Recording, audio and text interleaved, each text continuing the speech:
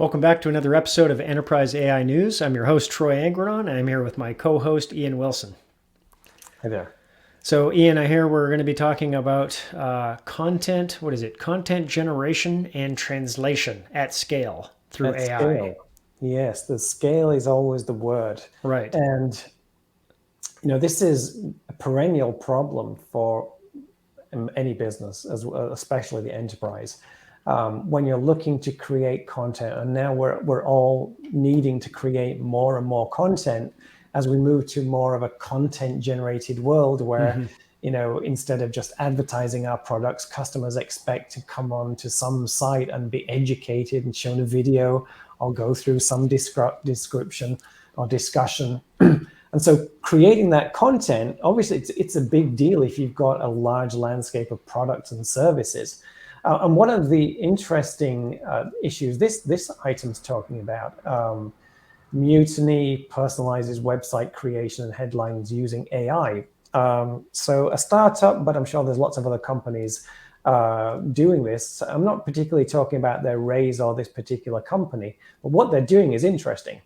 So as well as wanting to generate lots of content for all our products and services, we really need to be able to personalize them for different situations. And obviously the marketing people listening to this will know this, intrinsically. But if you, for example, and this is something I've been doing recently, create a whole bunch of Google ads, you can target them for different audiences.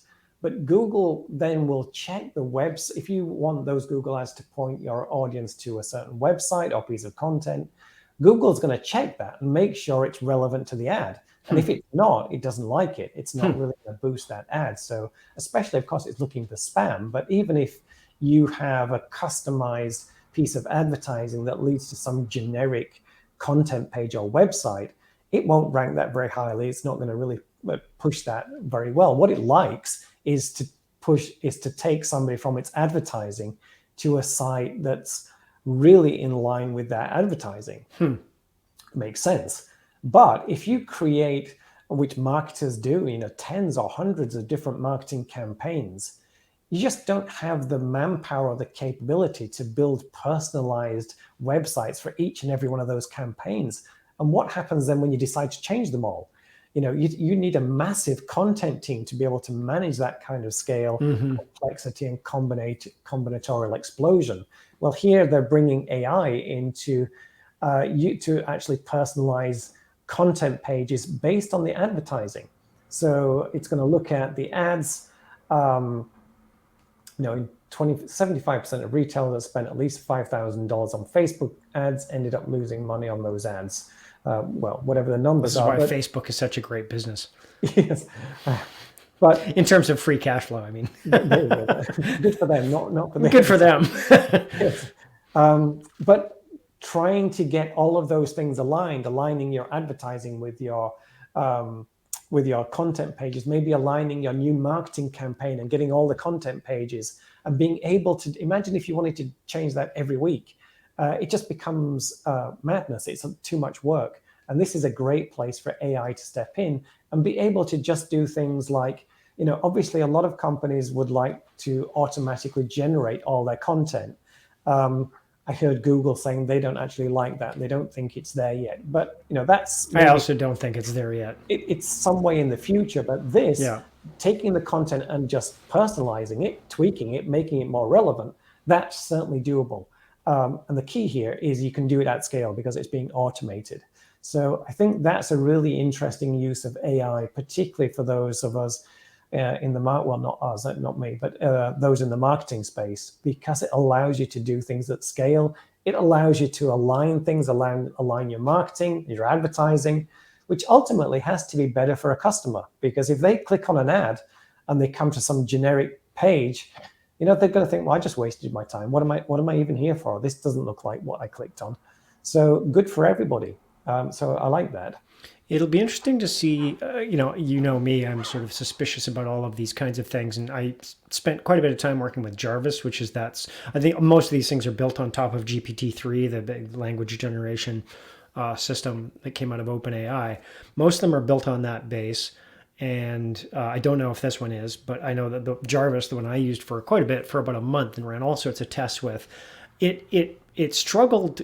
It was really great at a few sentences. It struggled once it tried to write a whole paragraph, and it really struggled if you said, "Hey, write me a blog post about blah," or a web page that explains the 5 core value, key 5 benefits of this product for this persona. It would just completely break. So I think this is interesting. These guys are getting the funding, but I would agree that writing content, and writing a lot of content that solves the problem of mapping personas, the buyer types and what they care about, to the product benefits and the product features, and doing it in a way that actually doesn't just generate garbage. It would be very interesting to see if this will work, but I suspect we're years away from having that Yeah, work and again, correctly. this could be, my kind of trifecta of, and I think that the entire industry uses this now, of assistance, augmentation, or automation, or support, augmentation, automation is what a lot of people say. This might fall. It might not fall into automation. Might not. Well, it might be augmentation, and what you can imagine is Meaning the system can't run it by itself, but it could run it in combination with a human. you could imagine it could generate all of these different personalized sites, and somebody just checks them. Yeah, So absolutely. I could see that's that. certainly doable. Yeah. You could have a team of 5 people generate 100 pages a day, and they just check them, Right. fix any tweaks, and off they go. That does allow you to scale. So I think it's certainly doable from that perspective. And then over time, as you get more comfortable with it and you trust it more, if it improves or does what it says it does, then you can start letting it just run by itself. But Yeah. you don't need to do that. Even if that's what their goal is, ultimately to auto-generate it, you can still hold its hand. And I think that's perfectly fine.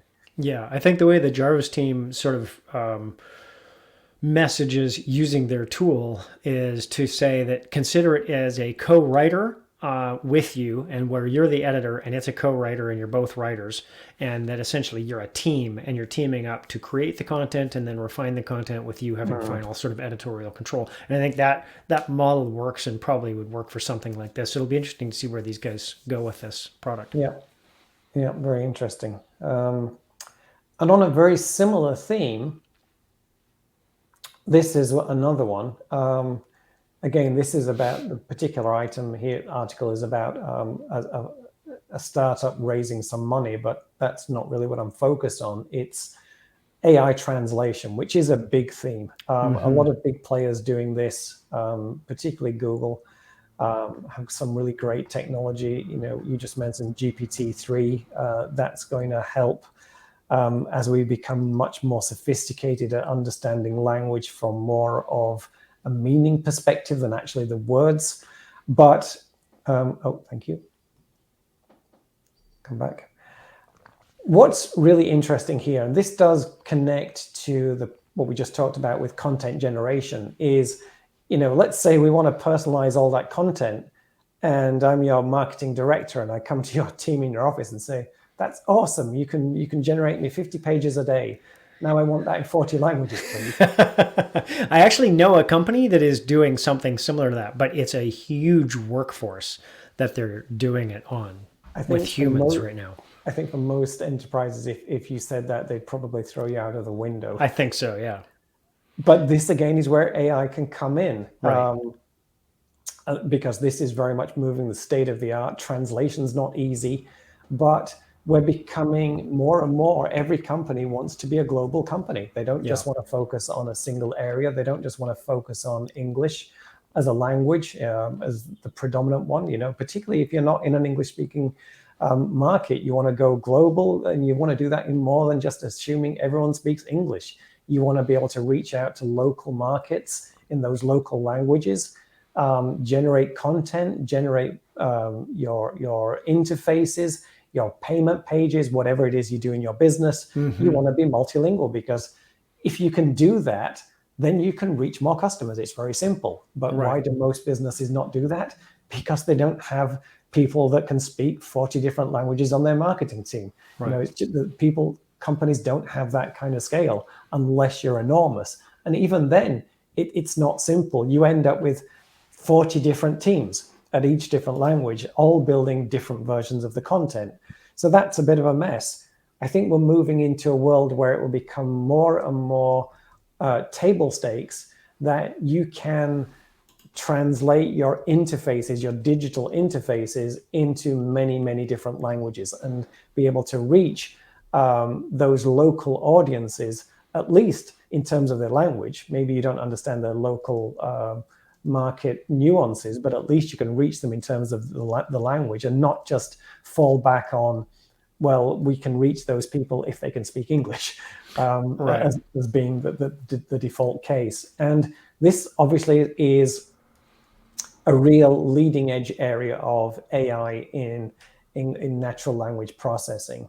So excited to see where this goes. And it's something that I think every enterprise needs to have on its radar and should start at least playing with, automating translation. I think what's interesting about this space, and I think you know this, I've been meeting with a lot of AI data related companies and looking at companies that are kind of hardcore world multi, like 180 language, global translation companies with massive workforces, kind of piecework workforces scattered all over the world, native speakers in hundreds of languages and hundreds of language pairs. But it's very manual, very expensive, very time consuming.